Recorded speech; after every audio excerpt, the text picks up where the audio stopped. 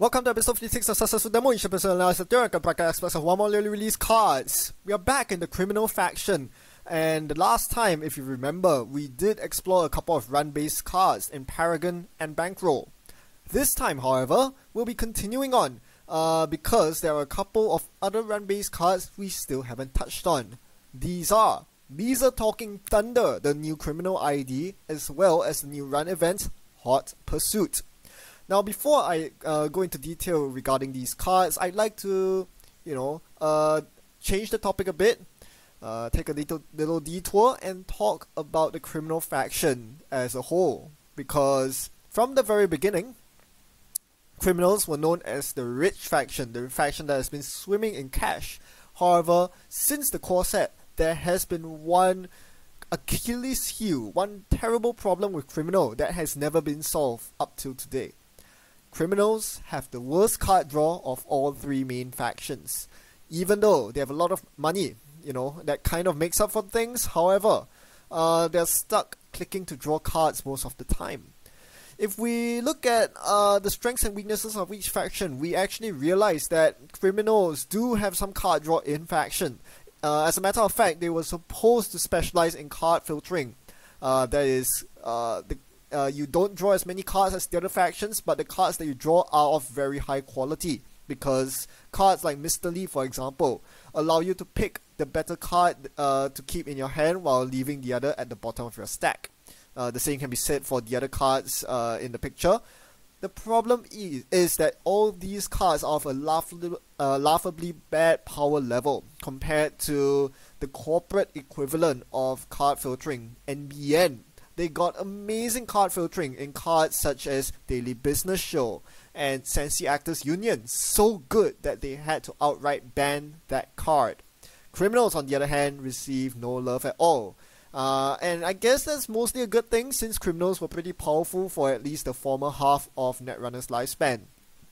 That being said though, it has been a persistent problem, which was why after Aaron Marone was banned, criminals just never really saw the light of day, simply because the card draw was way too lackluster. They don't even have a good basic draw card, unlike Anarchs, who have Inject and I've had worse, and Shapers, who at least had Diesel. So most criminal decks end up just running Earthrise Hotels, all 3 copies, and that's the best they got. And that's a big problem. Well, in comes your identities. These identities were what made criminal playable. You no longer were stuck. You wouldn't start drawing cards the entire game, because these identities gave you some form of card draw. Andromeda, that early burst card draw, not only means that you have less of your deck to draw through, but more importantly, it gives you that important head start getting right out of the gate, which was very good back in the day where aggressive playstyles were rewarded, and there were lots of powerful burst events like Account Siphon.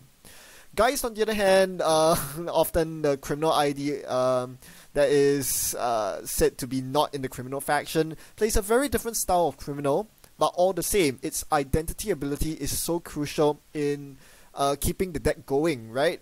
It keeps the engine running, and it keeps the deck moving. You don't, stutter and choke during the game as you struggle to draw up your hand just so that you can find more things to play. Guys draws into its own deck and makes use of Levy AR Lab access very well, as it just keeps getting more and more powerful as you set up more tech traders and keep using trash cans that draw into more trash cans.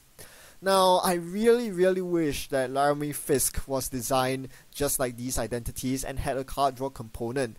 When you trigger Laramie's, I wish that Laramie Fisk was designed such that when you force the corp to draw a card after a successful run, you will get to draw a card of your own as well, mimicking the Polyhister console that was recently printed. I bet if Laramie Fisk was printed recently, in fact, this would be what Laramie Fisk would do. You would have the additional card draw available, and I think that would make it a fairly strong but not broken identity.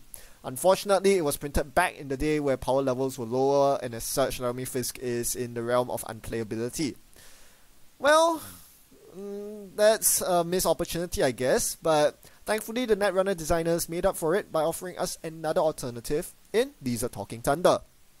This is our criminal identity, and she provides card draw, more than you could ever want. Liza basically gives you 2 cards from the sky, free of charge, every now and then. She's way better than Patron, which I think most people will immediately compare her to, because it's once per turn. Whenever you make a successful run, you get 2 cards. Well, Liza is better because she's in the faction that needs it the most. As I said, Shapers and Anarchs don't really need the card draw. Criminals, they badly need it, and they can't afford to splash 3 influence per patron. Liza's free of influence, and she is guaranteed from turn 1, being an identity, and most importantly, doesn't replace access. This means that while you're accessing central servers, you still get the card draw. In fact, you can even use access replacing cards such as diversion of funds. You can even use run events like legwork to amplify the power of your runs and still get Liza's payoff. The only downside really is the fact that instead of the typical 45-15 ratio, she is a minimum 50 card deck size. But is that really a problem when your identity is all about card draw? You're just gonna draw into all your cards anyway. So no, I think this 50 card limit, or rather minimum size, is not really that much of a downside, simply because your identity ability basically negates it. Right, so with all that said and done, what about the other card that we're gonna look at? Hot Pursuit. This card, just like Liza Talking Thunder, is powerful, right? High power level, but it fulfills a different niche. It gives you burst economy, and that is very valuable in today's context, where a lot of economy cards are drip based rather than giving you a huge cash injection at one shot. The thing I like the most about Hot Pursuit is that it promotes good netrunner. You run HQ early. You want to use this card early, because when the court places too much ice on HQ, Hot Pursuit doesn't really become worth it. It also encourages you to get single accesses when you normally wouldn't. Normally, sometimes, for example, against CTM, for example, you would be afraid to run an open HQ click turn 1 for fear of hard-hitting news. But Hot Pursuit gives you rhyme and reason to run HQ and leaves you fearless, because it gives you lots of money, so you won't have to worry about hard-hitting news anymore. This is why Hot Pursuit is so awesome. On the corp side, it also encourages the corp to, not be too brazen, not be too daring with their ice placements. Most corps think they can get away without a single ice on HQ for the entire game. Well, Hot Pursuit says, no, you're gonna get punished for it. The runner's gonna get rich and be able to siege your other servers as a result. So yeah, Hot Pursuit, fantastic card. 10 out of 10 animal value, will play again. However, everything comes at a price. Hot Pursuit and Liza, as good as they are, have a very big downside. Both cards force you to take a tag. And we just came off the bat, we just watched the high profile Target successful demo episode. So much for fun games when your run can just immediately end if your opponent's sporting that one finicky card that just reads the corp wins the game. That's terrible. So we want to avoid those tags. We want to remove them. We don't want to go tag me, which is a problem once again, because even though this Reign and Reverie came with a lot of cards that encourages you to take tags, they didn't give us any cards that help us clear tags more easily. Citadel Sanctuary is currently the only persistent clickless way to remove tags. We really don't want to be using our basic action to clear tags. That is super inefficient. Not only are we losing time, we're losing money.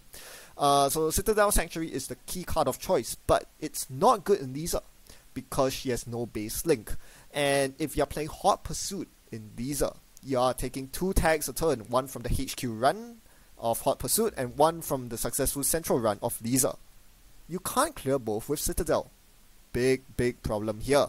And yeah, that goes into one of Liza's downsides as well. If you're playing Liza, chances are you probably don't want to play the other tag me cards like Rook Trading and such. So, lots of cards that gives tags in faction, but you can't play them all, because the more you play, the more likely you end up tagged with no way to clear them. So yeah, what is the solution here? I've been looking through the entire Netrunner DB for cards that clear tags for you. They're just not that good. And then I realized the correct answer was actually out of faction all along. The best way to clear tags clicklessly is Jasminder. Jasminder synergizes phenomenally well with Hot Pursuit. If you play Hot Pursuit in Jasminder, the tag doesn't matter because you're going to avoid the one tag you take from Hot Pursuit. Hot Pursuit then becomes a simple HQ run for 7 credits card with no downside whatsoever. That is absolutely amazing. Not only does it give you badly needed burst economy in Shaper, it also gives you badly needed HQ pressure. Can't complain about that. And Liza's ability, imagine that when you make a successful run with Liza and Jasminder active, you will draw 2 cards, but you won't take the tag because it will be avoided by Jasminder's ability. Now I know a lot of you are going to ask, you can't have 2 IDs at once, can you? You can only select 1 ID, and they are both of different factions anyway. Exactly. Liza Talking Thunder was a Gmod for a reason. Enter DJ Fenris! DJ Fenris is the connection we need to get ourselves to play Jasminder and Liza at the same time. So yes, as a continuation from the previous successful demo episode, DJ Fenris will be making a comeback. Now I must profess, this idea was not originally mine. In fact, I completely had no idea that this was even a possible interaction until I stumbled upon this amazing deck from Netrunner DB. And as it turns out, it was created by Sanjay, who some of you might remember was my co-host when we did the Euros data breakdown. Sanjay, this deck is amazing. I mean, people might not be impressed by someone who finished 12th place at the regionals, but I am personally very, very much enamored by this deck. And I think this is a very good example of good quality deck building. You are using a combo that, you know, comes right out of left field, yet it's a good combo, right? You are using strong cards together to create very powerful interactions, but you are not overdoing the combo in the sense that you're not all in on the combo, and you're not playing bad cards just so that you can make the combo work. You might argue that Jasminder herself is not the best ID, but truthfully, she does have use against the likes of NBN, right? If you're running against cards like IP Block, Data Raven, Jasminder is a perfect answer to that. And, well, if you're not against those types of corporations, then if you find a DJ Fenris into Liza early, you can potentially draw 2 cards every turn and make a run at the same time. That's pretty sick. What follows from bad deck building, however, is playing cards like, I don't know, Code Siphon, or splashing cards like Thunder Art Gallery. It's not a bad card by any means, but it doesn't really solve the problem that this deck has. You know, things like burst economy could be a problem. Things like, you know, consistency in finding your DJ Fenris or card draw outside of DJ Fenris might be an, these are things that are problems.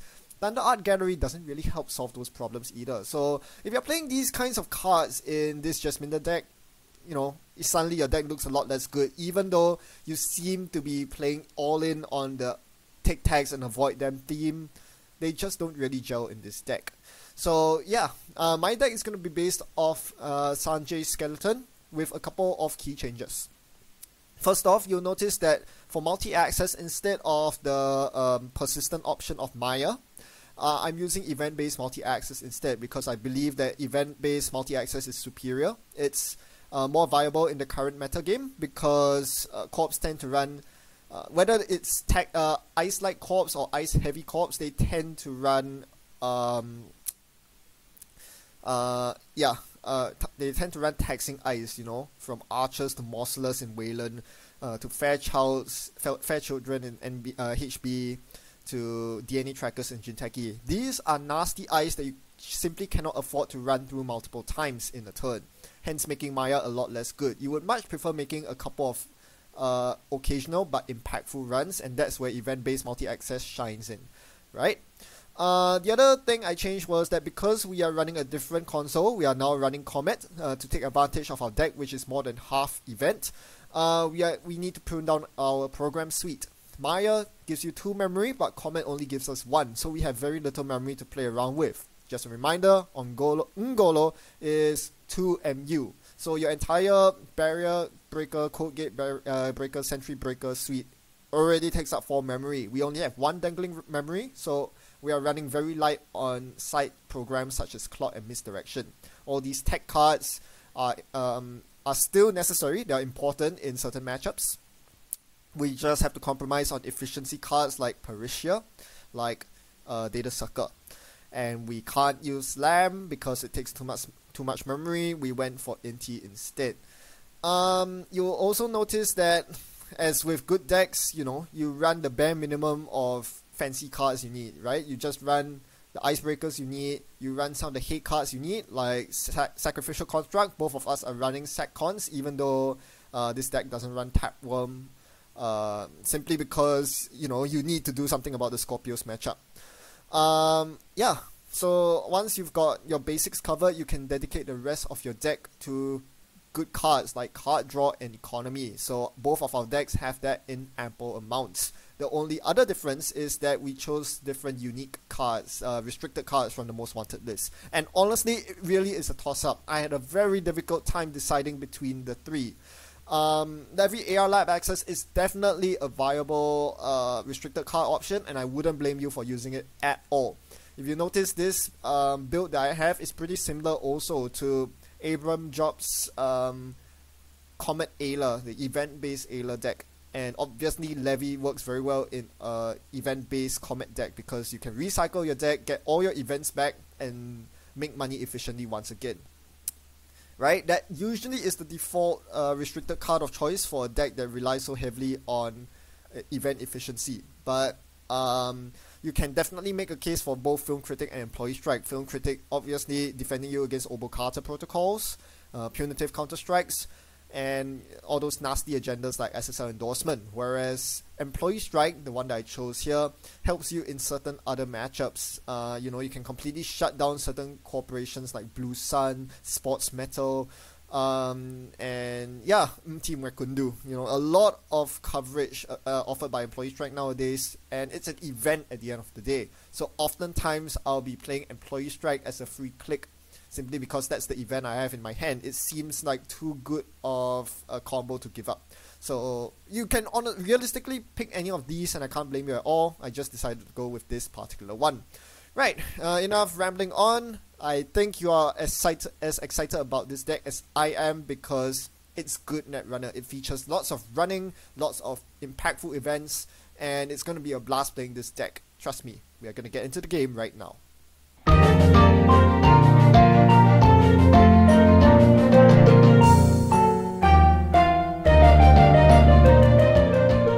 Today we are up against some flavor of CI, doesn't really matter. The fact is our opening hand has card draw, it has money, and most importantly, it has Comet. If you have played any sort of Comet deck before, you will know how different it feels to have a turn 1 Comet versus having no turn 1 Comet. But one thing you'll notice is that we don't immediately go committing. Typically you would click 1 piece in our time here. I did not do that because I suspected my opponent had a very slow start. All they did was click for a credit and install Eyes on HQ, which hints to me that, and they mulligan as well, so that hints to me that they have a bad starting hand. And it's very apparent after they did not play an ultraviolet clearance here that they did not find a hedge fund, they did not have an ultraviolet. Why should I be giving them free money with, piece in our time? I'll hold it back and let them, painfully draw up and click for credits. You see, they are having a very slow start. Draw, credit is their turn. So I'm just going to set up my Comet here and then play Diesel into Dirty Laundry and still have 2 clicks remaining, which I use to click draw and click to either Sure Gamble or play the Beth. I really want to play the Beth here. I can't because that would put me down to 5 credits, and I know my opponent had Brian Stinson in hand. So very risky to go down below 6 credits. So I held off, and now I get to play Peace Now Time to Show Gamble. followed by dropping the Beth. So right after playing Peace in Our Time, I get the Beth, which means that my opponent will basically be feeding me 5 clicks every turn. You'll notice that I also draw into DJ Fenris here. I can't wait to drop DJ Fenris and start grooving to the beat, but first I need to establish what my opponent has, and most importantly, get some breakers out. Even though I've drawn lots of economy and draw cards, I have no breakers, so it's time to DJ Fenris into Liza and hopefully draw into an SMC. We run Archives for 2 cards, and then we get to play our Comet Click Diesel into something. Now, our choices are Hot Pursuit or Dirty Laundry. Without a breaker out, the choice is obvious. We Dirty Laundry into Archives rather than Hot Pursuit into HQ. But we have drawn into SMC with the Diesel. You see how dirty that was? Our first 2 clicks. Click 1 was run Archives, click 2 was play Diesel into Comet. That drew us 5 cards. It gave us Dirty Laundry money. That is so much value. I got so much value out of that, and suddenly I'm sitting on 23 credits and 5 clicks on my turn while my opponent has nothing set up. So I'm just going to fire off an easy indexing here. My opponent shows me a code gate in Nyx Sapphire, so obviously I need to bring out my code gate breaker, which is Ngolo. Now that I've Ngolo out, right, Ngolo is our most important breaker of the 3 because it is a wildcard breaker. Once per turn, it can break something that's not a code gate simply by converting it into a code gate. This allows us to play a lot more aggressively than usual, allows us to face check ice even though we don't have an SMC out anymore. But first, let's focus on our indexing. We make a successful indexing here, and what do we see? Before I successfully index, this was an expensive ice to break, even though we do have the minimum 2 strength required. 3 subroutines is very taxing. So I'm going to take 1 credit back, and I'm going to let my opponent fire the last subroutine, the one that allows them to shuffle a card from HQ into R&D. I don't really care about that effect. They can shuffle anything they like. If they shuffle an agenda, that's just a higher chance of me hitting it on indexing. So we index and we see IPO, Scarcity, Hedge Fund, Assembly Lines, Roto Turret, no agendas. Right, that was a blank. However, one thing you must keep in mind is that this was my first click, and indexing was a run event. That triggers the Comet, so I can potentially fire off the Comet on this clicklessly. I can fire off an event from my hand. I could play Modded, but there's nothing in my hand to mod. I can't play Notoriety just yet because obviously I haven't made successful runs on all centrals. So the question is, do I want to Hot Pursuit here? There are 2 unknown eyes on HQ, and I have 1 Ngolo out. If either of the HQ eyes are code gates, I can blast my way through HQ. Screw it, since this is a free click, might as well do this. And this is why I love Hot Pursuit, because it just encourages you to make runs that you normally wouldn't make. Normally I wouldn't spend a click running HQ here because I don't have SMC out, I don't know what ice is on HQ, but with Hot Pursuit in my hand and with Comet as a free click, why not? And turns out, yes, my opponent did have a code gate on HQ, another Nyx Sapphire. So I was able to get this free HQ access basically because Hot Pursuit pays itself off. That was fantastic. It cost me a few credits, but hey, it cost my opponents credits as well. They had to res all their ice. Now I know their ice placement, I can better evaluate my board state and know when is the right time to go in for a Notoriety. Right, so my opponent starts playing the remote game. They have a bunch of cards in the remote. We are not really interested in any of that. The worst they can do is to score a Vitruvius here, which I'm perfectly fine with. That does not advance the game at all. The question is, how am I going to get agendas from here? The answer is of course running HQ. Even though this is only a single access, the 7 credits from Hot Pursuit will make up for the money that I lost breaking this ice. Now here we note that because both Hot Pursuit and Liza trigger, I actually end up with a tag which I had to manually clear. The indexing turn, there was no tag taken because my first run was the indexing on R&D. So that run Jasminder absorbed the Liza tag. Then I committed into HQ run using Hot Pursuit. That's a different run, so Jasminder absorbs the Hot Pursuit tag. So if you ever DJ Fenris into Liza with this deck, you want to play Hot Pursuit as your second run event of the turn. It can be tricky sometimes, but I demonstrated how to do it. In contrast, if you Hot Pursuit as your first run event, as you saw this turn, you will end up with a tag and you will have to manually clear it. Not the biggest deal in the world, but it's efficiency, some efficiency points docked right there. Alright, Yeah, so after all that stuff, I drew a bunch of cards with Liza and, you know, filtered my hand quite a bit. A lot of moddeds went into the bin simply because I did not draw anything that could be played off with modded. Now, click 1 here is Diesel into Comet into play something. I could play an Employee Strike here. I think that would be a nice thing to do right now. Again, you see, you have this free dangling click there. You don't really want to play Hot Pursuit. You don't really want to Stim Hack at this point, nor an Escher. So, you know, Strike is a pretty okay card to play. At this point, I'm looking for my other 2 breakers, my Inti, my Nanot, but I just can't find them. All I'm drawing into are my precious events, so I'm forced to play some of these events without the Comet benefit. I'm gonna Dirty Laundry Archives here. Okay, we're gonna Dirty Laundry Archives to expose the ice, or rather find out what the ice is. That way we can more, you know, accurately do a notoriety run. Again, the Archives ice is completely benign. It's a Mother Goddess that has the Code Gate subtype, so we are definitely able to run through Archives at a moment's notice. Right, I keep drawing for breakers here, but fall short, so I'm forced to discard a bunch of cards from my hand. The 2 duplicate comets, the modded most likely, and also 1 other card. I really can't decide. Strike is important against CI. It really disables them from getting any combos off, although this one doesn't seem to be a combo CI. I'm seeing more and more Nyx dice, and I see Surat City Grid in the remote, so this is probably some sort of Nyx deck that runs Marcus Batty. So we have to be mindful of that. The Sacrificial Construct on the table might come in very handy. So yeah, I'm gonna discard some cards here. Probably gonna discard the second Stim Hack as well. You never really want to discard Stim Hack, but yeah, tough times call for tough choices. Even though I run 3 copies of Self-Modifying Code and 1 of each breaker, things can still go wrong, and wrong they go here. I still don't have a way to break the Roto Turret easily, so that's the thing I'm looking for. Once I've Nanot, I will be able to break the Roto Turret on HQ without using Ngolo, which means that I can reserve Ngolo for the R&D Unrest Ice, and that's what I'm angling for, trying to get a notoriety fired off. As my opponent single advances something in the remote, I know better than to contest it simply because, bloody hell, all those defensive upgrades in there are not going to be pretty, not with 3 Res Nyx Ice out there already. So we run Archives here to trigger Liza. Again, we avoid the tag because we're just Minder, and breaking it was rather easy. We draw into Indexing and Self-Modifying Code. So there you go, that's my breaker solved. The SMC is going to help me get past the Roto Turret if need be. But we also drew an Indexing, and this is where I start plotting my vectors of attack.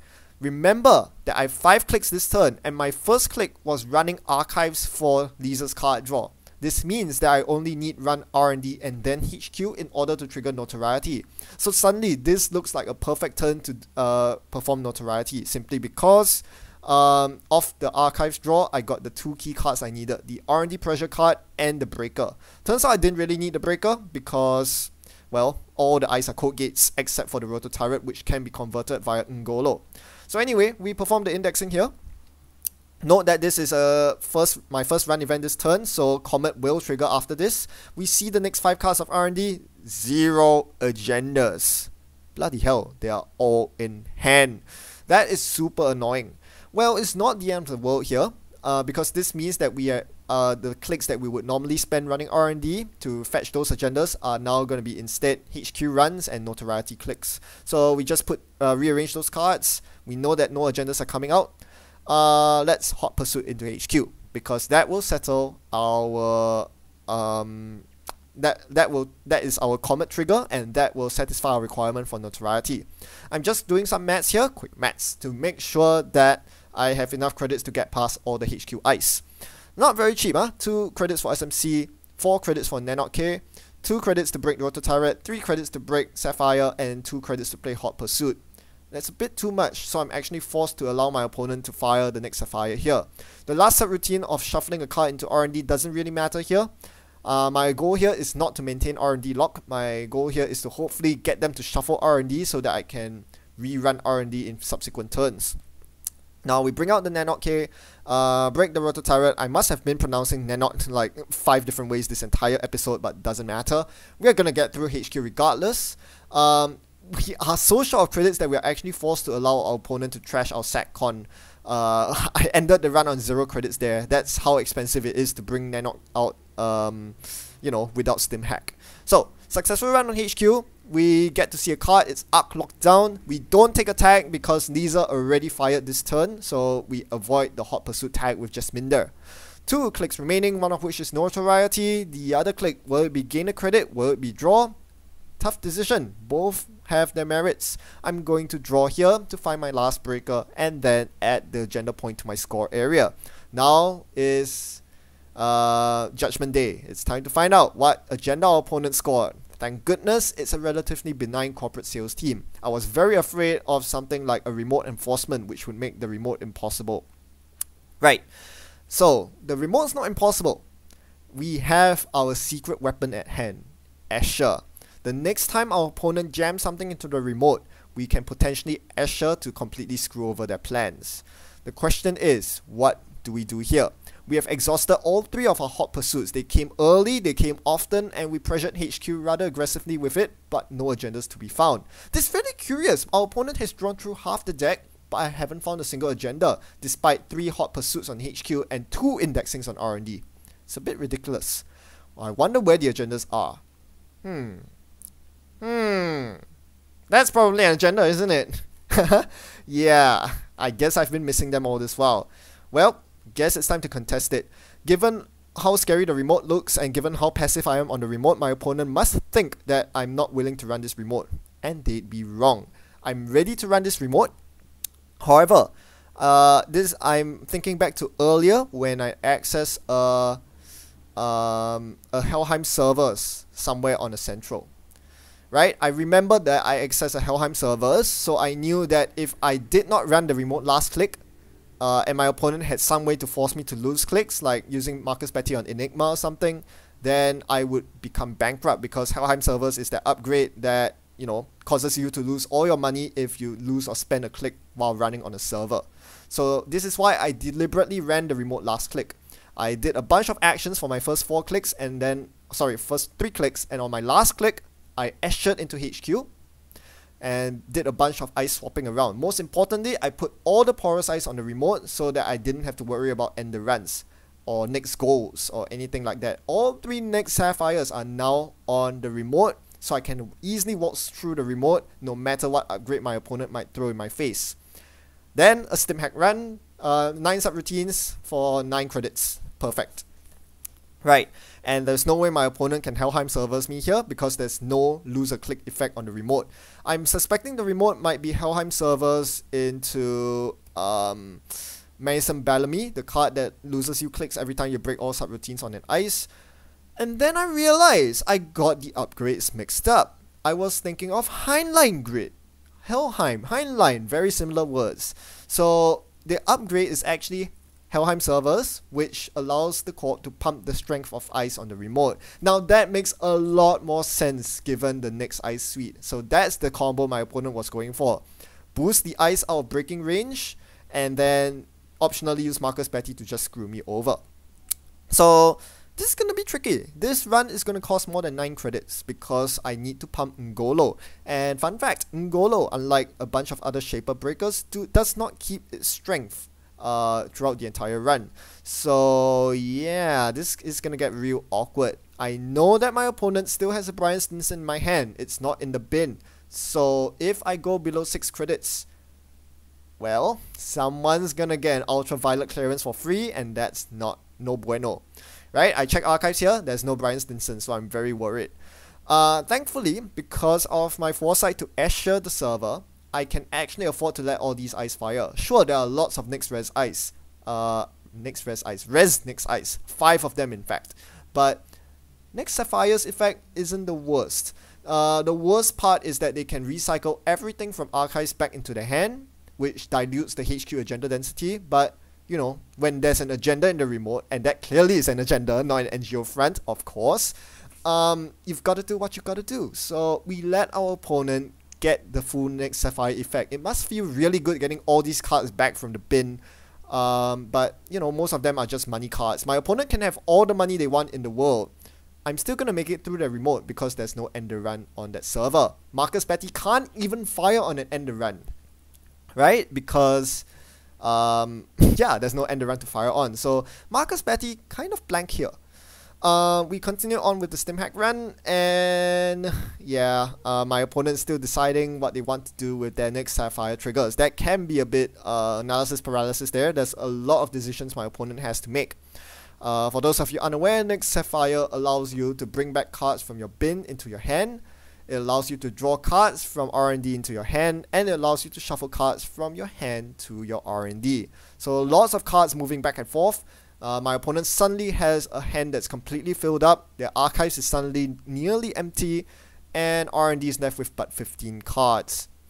Right. So yeah, probably no agendas in hand or too few for me to bother running HQ anymore, so probably have to look at R&D as my vector of victory. Or the remote, of course. Yeah, so this stim hack run is successful. I'm sure to leave a couple of credits remaining so that I can trash all the stuff in the remote. Let's see what this agenda was. SSL endorsement, good. That wasn't a trap, that wasn't an ambush, that wasn't an NGO front. It was a 3-point agenda I was looking for. And we cleared the remote of Marcus Batty and Helheim servers. Don't really care about Surat at this point because they are bloody rich and everything. Okay. Ended my turn on 6 credits, so no Brian Stinson for you. And my opponent is stuck in a bind. Not really though. Now they have a lot of control over the game, because now all they have to do is to drop advanced assembly lines into the Surat remote and they can start rezzing Nyx ties all over the place. They even put an upgrade on HQ, which does look like a Helheim servers, could be a Marcus Batty. Basically something I don't really want to wander into. At this point, I'm not really interested in running HQ. I don't have any more HQ pressure cards. All the hot pursuits are gone. So running HQ is not an option here. It's now down to running R&D and the remote. So I find my final breaker in Inti, which turns out is fairly decent against Nyx Silver. It's free to drop, but more importantly, it's already at the same strength as Nyx Silver. So yeah, paying the Nyx Silver subroutines is incredibly expensive with Inti. When so many Nyx ties are rezzed, you really wish you had Lamb here, but you know, beggars can't be choosers. So now it's over to my opponent as I'm busy setting up my stuff, including a reclaim. This card might come in handy, right? We just put it on the table just to be safe, but just bear in mind that this card could come in handy later down the road.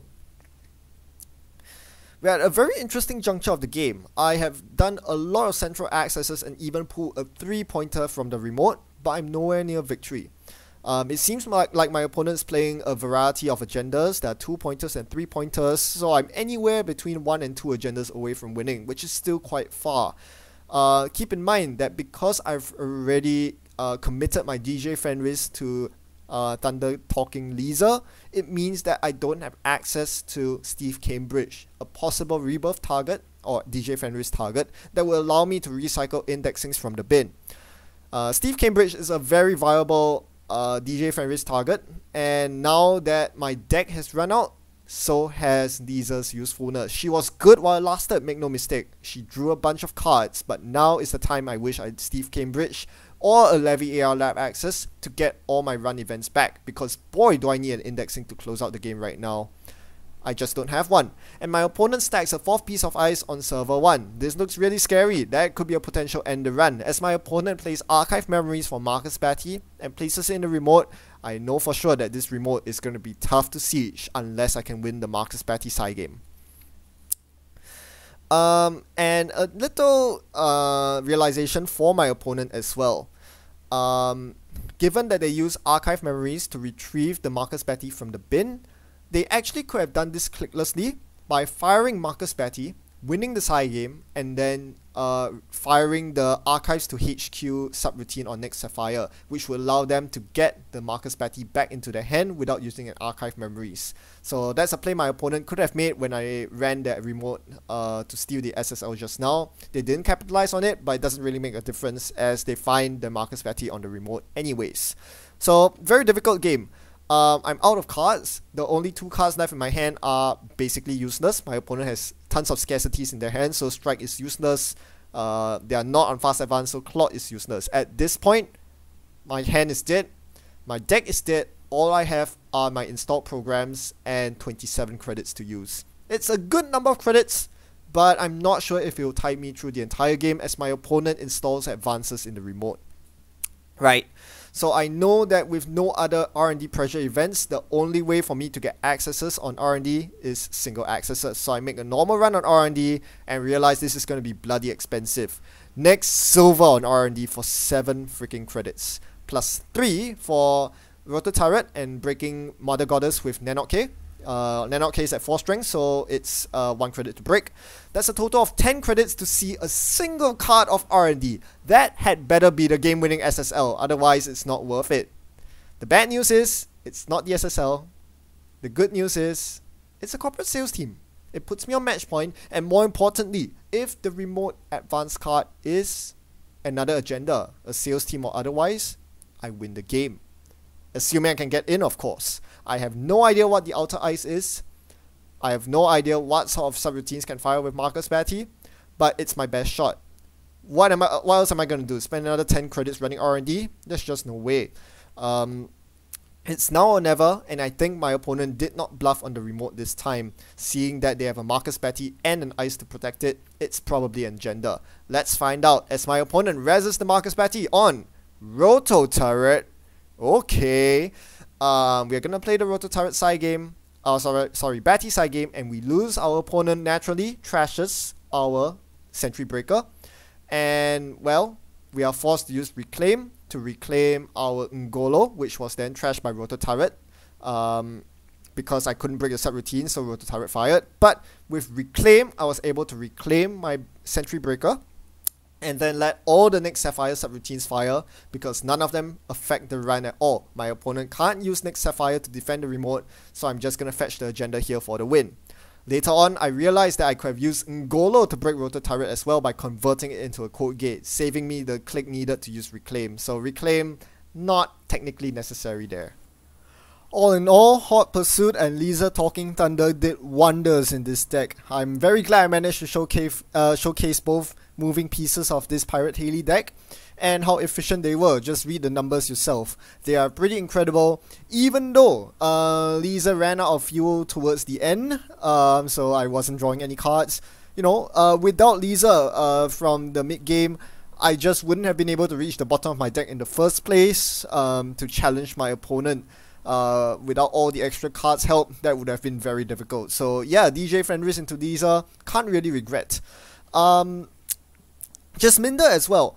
I mean, it's very easy to underrate her ID ability, but thankfully she's not an Anarch ID, meaning that she doesn't have that stiff of competition. This game was one where I was able to avoid 8 tags, which means the ID ability saved me 16 credits. I mean, even most Valencias might struggle to save 16 credits with their bad pup, let alone the 8 clicks from clearing tags. So yeah, Jasminda putting in so much work this game. And definitely better than Haley, right? I mean, if you compare the in-faction alternatives, Jasminda did so much work this game. Now, of course, bear in mind that what you saw this game was by far a best case scenario.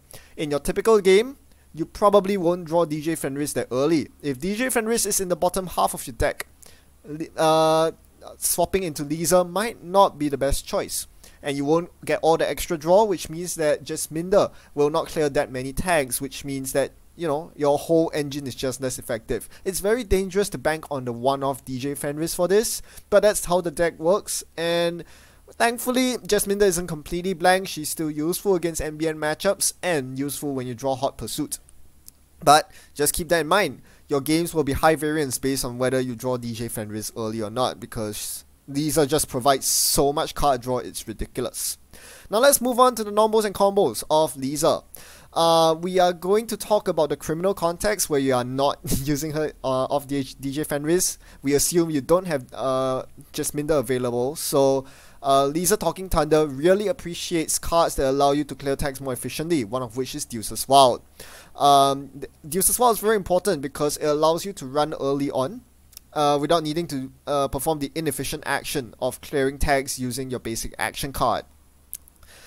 Even after you have set up your tag clearing engine, Deuces file is still very useful. You can still get the base effect of gaining net 1 credit and drawing 2 cards. But Deuces file also has the 4th option, which allows you to make a run, triggering Liza Talking Thunder. And that option would be superior to the 2nd option of drawing 2 cards.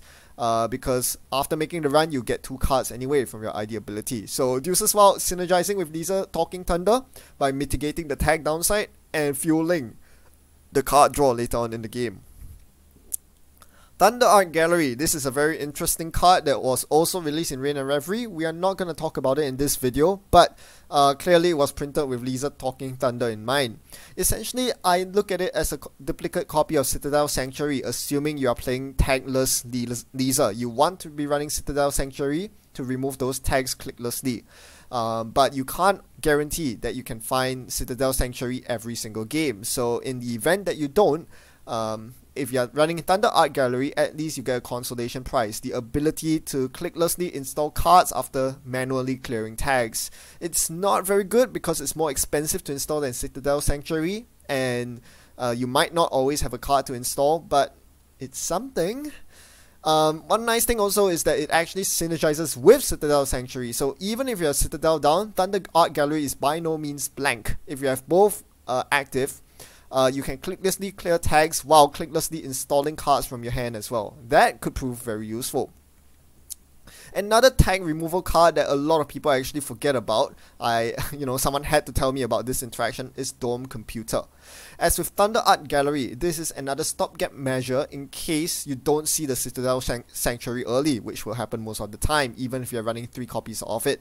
Dome Computer allows you to actually get mileage out of your identity early on, even if you don't have tag clearing available. Dome Computer is fairly efficient at 0 to install, and having 4 power counters means that you can use it for quite some time before you need to find your Citadel Sanctuary or your Art Gallery.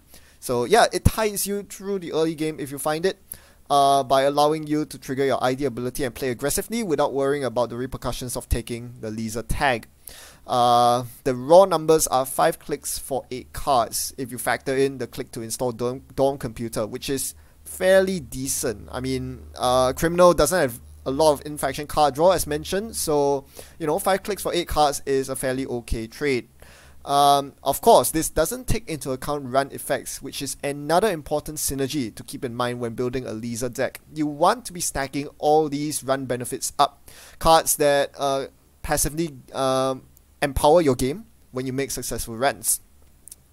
I think I don't really need to explain this too much. But I think you will expect to see Armor Cooler and Dirty Laundry in almost all competitive Liza decks, simply because they are powerful cards in their own right, and they synergize very well with Liza's ability. So there's no reason not to run those 2 cards.